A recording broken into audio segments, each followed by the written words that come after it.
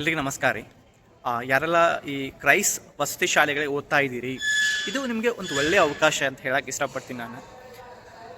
ಈ ಕ್ರೈಸ್ ನೇಮಕಾತಿ ಏನಿದೆ ಅಲ್ಲ ನಿಮಗೆ, ಇದು ಬಿಟ್ಟರೆ ಮತ್ತೆ ಸಿಗೋದು 3-4 ವರ್ಷ ಮತ್ತೆ ಸಿಗ್ತದೆ. ಅಲ್ಲಿವರೆಗೆ ಆರ್ಥಿಕ ಇಲಾಖೆ ಅನುಮೋದನೆ ಕೊಟ್ಟಿರೋಂಗಿಲ್ಲ. ಈಗ ಏನು ಆರ್ಥಿಕ ಇಲಾಖೆಗೆ ಏನು ಅನುಮೋದನೆ ಕೊಟ್ಟಾರಲ್ಲ, ಆ ಎಲ್ಲ ಹುದ್ದೆಗಳಿಗೆ 100ಕ್ಕೆ 100ರಷ್ಟು ಎಕ್ಸಾಮ್ ನಡೀತದೆ. ಅದು ಮತ್ತು ನಾವು ಯಾವ ತಿಂಗಳದೊಳಗೆ ಆಗುತ್ತಂತಂದು ಕೆದಕಿದ್ರೆ ಅದಕ್ಕೆ ನಮಗೆ ಸ್ಪಷ್ಟವಾದ ಉತ್ತರ ಇಲ್ಲ. ಈಗ ನಿಮಗೇನಾದರೂ ಪ್ರಶ್ನೆ ಪತ್ರಿಕೆ ಬೇಕಾಗಿದ್ದರೆ ವಸತಿ ಶಾಲೆ ಜೊತೆಗೆ ಈ ಹೈಸ್ಕೂಲಿದು, ಈ GPST ಅದು, ಈ KVS NVS ಜೊತೆಗೆ ಈ CTET ಕೂಡ ನಾನು ಏನಾದರೂ ತಯಾರಿ ಮಾಡ್ತಾ ಇದ್ದೀನಿ ಅಂದ್ಕೊಂಡಿದ್ರೆ ಕೇವಲ 150 ರೂಪಾಯಿದೊಳಗಡೆ ಈ ಒಂದು ಸ್ಕ್ರೀನ್ ಮೇಲೆ ಕಾಣ್ತಾ ಇರುವಂಥ ಸಂಖ್ಯೆಗೆ ನೀವು ಸಂಪರ್ಕಿಸೋದ್ರ ಮುಖಾಂತರ ಅತಿ ಕಡಿಮೆಯೊಳಗೆ ಬೆಲೆಯೊಳಗೆ ಪಡಿಬೋದು. ಇನ್ನು ಮುಖ್ಯ ವಿಷಯಕ್ಕೆ ಬರೋದಾದರೆ, ಈ ವಸತಿ ಶಾಲೆಯೊಳಗೆ ಪ್ರತಿ ಶಿಕ್ಷಕರಿಗೆ ಕನಿಷ್ಠ 100 ಹುದ್ದೆಗಳಂತದಾವ. ಅತಿ ಹೆಚ್ಚು ಹುದ್ದೆಗಳಿರೋದು ಸೋಷಿಯಲ್ ಸೈನ್ಸ್ಗೆ. ಇದರೊಳಗೆ FDA SDA ಕೂಡ ಕಂಡು ಬರ್ತಾವೆ. ಅಗೇನ್ ನಾನು ನಿಮಗೆ ಇದರೊಳಗೆ ಹೇಳೋಕ್ಕೆ ಹೋಗೋದು ಇಷ್ಟೇ, ಒಂದ್ಸಲ ಏನಾದರೂ ನೋಟಿಫಿಕೇಶನ್ ಆದರೆ ಕರ್ನಾಟಕ ಎಕ್ಸಾಮಿನೇಷನ್ ಅಥಾರಿಟಿ ಅವರು ಕಂಡಕ್ಟ್ ಮಾಡ್ತಾರೆ ಈ ಒಂದು ಪರೀಕ್ಷೆಯನ್ನು. ಇತ್ತೀಚೆಗೆ ಈ ಪರೀಕ್ಷೆಯನ್ನು KPSCಯಿಂದ KEಗೆ ವರ್ಗಾವಣೆ ಕೂಡ ಮಾಡ್ಯಾರ. ಹೀಗಾಗಿ ಇದು ನಿಮಗೊಂದು ಒಳ್ಳೆ ಸುವರ್ಣ ಅವಕಾಶ. ನೋಟಿಫಿಕೇಷನ್ ಆದಮೇಲೆ ನಿಮ್ಗೆ ಗೊತ್ತೇ ಇದೆ, KEದವರು ಕಡಿಮೆ ಟೈಮ್ ಕೊಡ್ತಾರೆ. ಓಕೆ, ಮತ್ತು ಈ ಸಮಯದೊಳಗೆ ನಮ್ಗೆ ಓದಲಿಕ್ಕೆಲ್ಲ ರಿವಿಷನ್ ಮಾಡೋಕೆ ಕೂಡ ಆಗಂಗಿಲ್ಲ. ಯಾಕಂದ್ರೆ ತರಾತುರಿ ಒಳಗೆ ಅಪ್ಲಿಕೇಶನ್ ಹಾಕಕ್ಕೆ ನಾವು ಒಂದು 3-4 ದಿನ ಬೇಕಾಗ್ತೈತಿ. ಎಲ್ಲ ನಾವು ದಾಖಲೆಗಳನ್ನ ಸಿದ್ಧಪಡಿಸ್ಕೊಂಡು ಮತ್ತು ಇದಾದಮೇಲೆ ನಾವು ಓದ್ತೀವಿ ಅಂತಂದರೆ ನಮಗೆ ಸಮಯ ಕಡಿಮೆ ಸಿಗ್ತದೆ. ಪೇಪರ್ 1ಗೆ ಬಂದುಬಿಟ್ಟು ಈ ಕಾಮನ್ ಪೇಪರ್ ಆಗಿರ್ತದೆ, ಅಂದರೆ GK ಪೇಪರ್ ಆಗಿರ್ತದೆ. ನನ್ನ ಪ್ರಕಾರ ಈ ಪೇಪರ್ 2 ಸಬ್ಜೆಕ್ಟ್ ಪೇಪರ್, ಅಂದರೆ ನಮ್ಮ ಏನು ಟೀಚರ್ ನಾವು ಯಾವ್ಯಾವ ವಿಷಯದಲ್ಲಿ ಆಗ್ಲಿಕ್ಕೆ ಹೋಗ್ತಾ ಇದ್ದೀವಲ್ಲ ಆ ಒಂದು ವಿಷಯದ ಮೇಲೆ ನಮಗೆ ಏನು ಪೇಪರನ್ನು ನಮಗೆ ಏನು ನಡೆಸ್ತಾರ ಅನ್ನೋದು ನನ್ನ ಒಂದು ಅನಿಸಿಕೆ ಇದೆ. ಮತ್ತು ಅದೇ ರೀತಿಯೇ ಕೂಡ ಇದೆ. ಕೊನೆ ಬಾರಿ KPSC ಅವರು ಕೂಡ ಗ್ರೂಪ್ C ಪೇಪರ್ ನಡೆಸಿದ್ರು ಪೇಪರ್ 2ದಾಗ. ಬಟ್ ಅದು ಕಡಿಮೆ ಹುದ್ದೆಗಳಿಗಾಗಿದ್ವು. ಮತ್ತು ಅದ್ರ ಜೊತೆಗೆ ಅಲ್ಲಿ ಹೆಂಗಿರಲಿಲ್ಲ ಅಂತಂದರೆ ವಿಷಯ ನಿರ್ದಿಷ್ಟತೆ ಇರಲಿಲ್ಲ. ಈಗ ಹೆಂಗಿದೆ ಅಂತಂದರೆ ಪ್ರತಿ ಶಿಕ್ಷಕರನ್ನು ಅಲ್ಲಿ ನೇಮಕಾತಿ ಮಾಡ್ಕೋದ್ರಿಂದ ನಡೆಸಬೇಕಾಗಿದೆ. ಮತ್ತು ಅದ್ರ ಜೊತೆಗೆ ಆ ಒಂದು ಪರೀಕ್ಷಾ ಆಳತೆ ಭಾಳ ಇರ್ತೈತಿ. ನಾನು ನಿಮ್ಗೆ ಇಲ್ಲಿ ತಲೆ ತಿನ್ನಕ್ಕೆ ಹೊಂಟಿಲ್ಲ. ಕನಿಷ್ಠ ಅಂದರೂ ಕೂಡ PU ಕಾಲೇಜ್ ಲೆವೆಲ್ ನಡೆಯುವಂಥ ಏನು ಪ್ರಶ್ನೆ ಪತ್ರಿಕೆಗೆ ಏನದಾವಲ್ಲ, ಆ ಲೆಕ್ಚರ್ಶಿಪ್ ಅಲ್ಲಿಯವರೆಗೂ ಕೂಡ ಪ್ರಶ್ನೆಗಳು ಕೇಳ್ತಾರೆ. ಬೇಸಿಕ್ಸ್ 6 to 12 ಬುಕ್ಸ್ಗಳನ್ನು ಓದಿದಾದ್ಮೇಲೆ, 6 to 12 ಬೇಸಿಕ್ ಟೆಕ್ಸ್ಟ್ ಬುಕ್ ಓದಾದ್ಮೇಲೆ ನಿಮ್ಮ ಸಬ್ಜೆಕ್ಟ್ ಒಳಗಡೆ ಚೆನ್ನಾಗಿ ಬರೆದಿರುವಂಥ ಒಬ್ಬ ಒಳ್ಳೆ ಆಥರ್ ಬುಕ್ಕನ್ನು, ಒಂದೇ ಬುಕ್ ಅಂತಲ್ಲ 3-4 ಬುಕ್ಕನ್ನು ಬರ್ತವೆ. ಇಂಗ್ಲೀಷ್ ಸಾಹಿತ್ಯದೊಳಗಡೆ ಗ್ರಾಮರ್ಗೆ ಒಂದು ಬೆಸ್ಟ್ ಬುಕ್ ಇದೆ. ಈಗ ನಾವು ಗ್ರಾಮರ್ಗೆ ನಾವೇನು ಮಾಡ್ಬೋದು, ಅರಿಯಂತ ಅವ್ರದ್ದು ಚೆನ್ನಾಗಿದೆ ಅಂತ ಹೇಳ್ಬೋದು.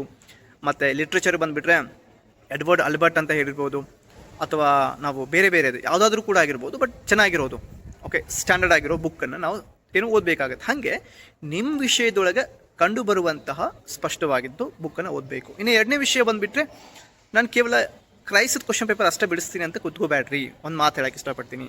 ಹೈಸ್ಕೂಲ್ದು ಬಿಡಿಸ್ರಿ, ಕರ್ನಾಟಕದ ಯಾವ್ಯಾವ ಎಕ್ಸಾಮ್ಸ್ ಆಗ್ಯಾವಲ್ಲ ಇಷ್ಟು GK ಪೇಪರ್ ಬಿಡಿಸ್ರಿ, KSPದು ಬಿಡಿಸ್ರಿ, PSIದು ಬಿಡಿಸ್ರಿ, KPSCದು ಬಿಡಿಸ್ರಿ, ಅಗೇನ್ KSದು ಬಿಡಿಸ್ರಿ, ಎಲ್ಲ ಬಿಡಿಸ್ರಿ.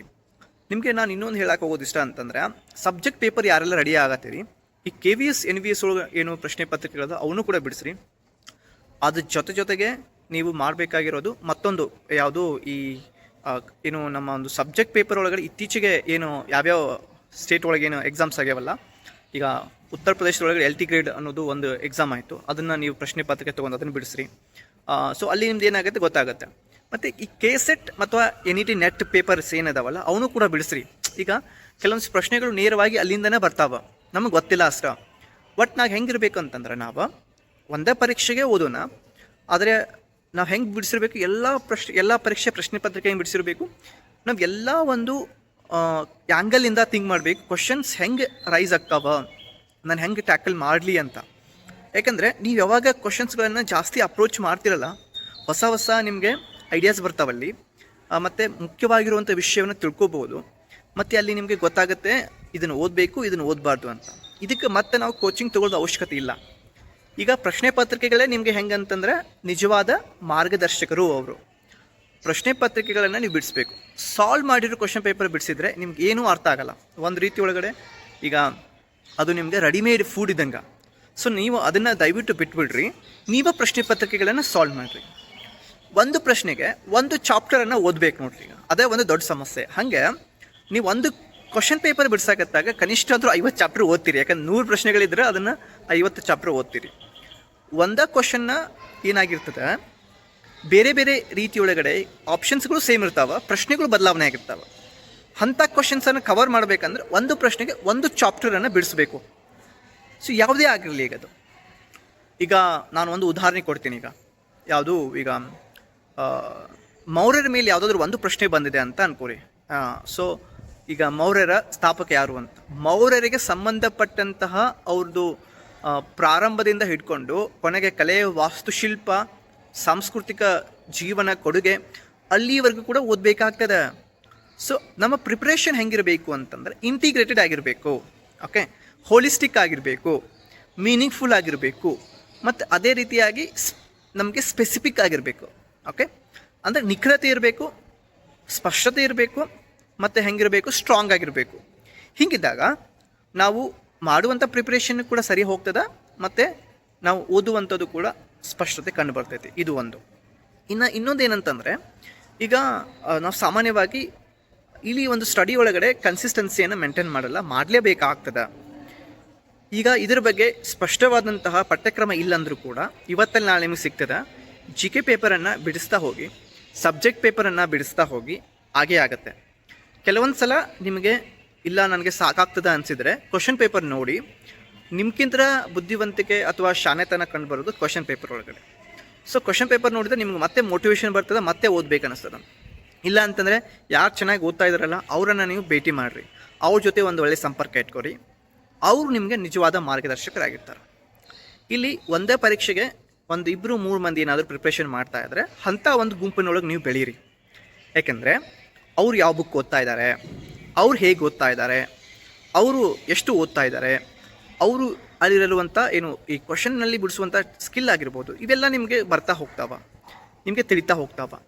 ಪರೀಕ್ಷೆಯನ್ನು ಪಾಸ್ ಮಾಡೋದು ಅಂತಂದರೆ ಕೇವಲ ಬರೀ ಓದೋದು ಅಷ್ಟೇ ಅಲ್ಲ, ಇನ್ನೊಬ್ರು ಹೇಗೆ ಓದ್ತಾ ಇದ್ದಾರೆ ಅವ್ರಂಗೆ ನಾನು ಸೇಮ್ ಹೆಂಗೆ ಓದ್ತಾ ಇದ್ದಾರೆ ಹಂಗೆ ಓದ್ರಿ ಅನ್ನಂಗಿಲ್ಲ. ಅವರಲ್ಲಿರುವಂಥ ಒಳ್ಳೆಯ ಗುಣವನ್ನು ಅಷ್ಟೇ ತಗೋರಿ, ಕೆಟ್ಟ ಗುಣಗಳನ್ನು ದಯವಿಟ್ಟು ತಗೋಬೇಡ್ರಿ. ಮತ್ತು ಪ್ರತಿ ಒಂದು ರವಿವಾರಕ್ಕೊಮ್ಮೆ ಈ ಗ್ರೂಪ್ ಡಿಸ್ಕಷನ್ ಆಗಿರ್ಬೋದು, ಅಥವಾ ನೀವು ಏನಾದರೂ ಓದಿರುವಂಥದ್ದನ್ನು ಮುದ್ರಿಕೆಯೊಳಗಡೆ, ಧ್ವನಿ ಮುದ್ರಿಕೆಯೊಳಗಡೆ ಮುದ್ರಣ ಮಾಡಿಕೊಂಡು ಮತ್ತೆ ಕೇಳೋದಾಗಿರ್ಬೋದು, ಹಿಂಗೆ ಮಾಡಿರಿ. ಇನ್ನೊಬ್ಬರಿಗೆ ಪಾಠ ಮಾಡಿರಿ ಓದಿರೋದನ್ನು. ಅದಕ್ಕೆ ನಾವು 5 ಮೈನ್ ಟೆಕ್ನಿಕ್ ಆಫ್ ರೀಡಿಂಗ್ ಅಂತ ಹೇಳ್ತೀವಿ. ಒಂದಕ್ಕೆ ವಿಷಯವನ್ನು ತಿಳ್ಕೊರಿ, ವಿಷಯವನ್ನು ತಿಳ್ಕೊಂಡಾದ್ಮೇಲೆ ಅದನ್ನು ನೀವು ಅರ್ಥ ಮಾಡ್ಕೊಂಡಾದ್ಮೇಲೆ ಅದನ್ನು ಇನ್ನೊಬ್ರಿಗೆ ಹೇಳಕ್ಕೆ ಹೋಗ್ರಿ. ಹೇಳಕ್ಕೆ ಹೋದಾಗ ನೀವು ತಪ್ಪುಗಳನ್ನು ಮಾಡ್ತೀರಿ, ಮತ್ತೊಂದು ಸಲ ಓದ್ರಿ, ಮತ್ತೊಂದು ಸಲ ತಿಳ್ಕೊರಿ, ಮತ್ತೊಂದು ಸಲ ನೀವೇನು ಮಾಡಿ ರೀಟೀಚ್ ಮಾಡಿರಿ. ಹಿಂಗೆ ಮಾಡೋದ್ರಿಂದ ನಿಮಗೆ ಸ್ಪಷ್ಟತೆ ಬರ್ತೈತಿ. ಹಿಂಗೆ ನೀವು ಪ್ರತಿಯೊಂದು ಟಾಪಿಕನ್ನು ಮಾಡ್ತಾ ನಿಮಗೆ ಅಭ್ಯಾಸ ಆದಂಗೆ ನಿಮಗೆ ಏನು ಪ್ರಮಾದಗಳು ಕಡಿಮೆ ಆಗ್ತಾ ಹೋಗ್ತಾವೆ. ಚೆನ್ನಾಗಿ ನೀವು ಎಕ್ಸಾಮನ್ನು ಮಾಡ್ಬೋದು. ಹೋಪ್ ಇವತ್ತಿನ ವೀಡಿಯೋ ನಿಮಗೆ ಬಹಳಷ್ಟು ಖುಷಿ ತಂದು ಕೊಟ್ಟೈತಿ, ಅರ್ಥ ತಂದು ಕೊಟ್ಟಿದೆ. ಮತ್ತು ಏನಾದರೂ ಇದರೊಳಗಡೆ ನಿಮಗೆ ಗೊತ್ತಾಗಿಲ್ಲ ಅಂತಂದರೆ ಕೆಳಗಿನ ಕಮೆಂಟ್ ಬಾಕ್ಸಲ್ಲಿ ಕಮೆಂಟ್ ಮಾಡಿರಿ. ಮತ್ತು ಮುಂದೆ ಯಾವ ಬಗ್ಗೆ ನಾನು ಎದ್ರ ಬಗ್ಗೆ ವೀಡಿಯೋ ಮಾಡಬೇಕು ಅನ್ನೋದನ್ನು ನನಗೆ ಹೇಳ್ರಿ, ನಾನು ವೀಡಿಯೋ ಮಾಡ್ತೇನೆ. ನಮಸ್ಕಾರ.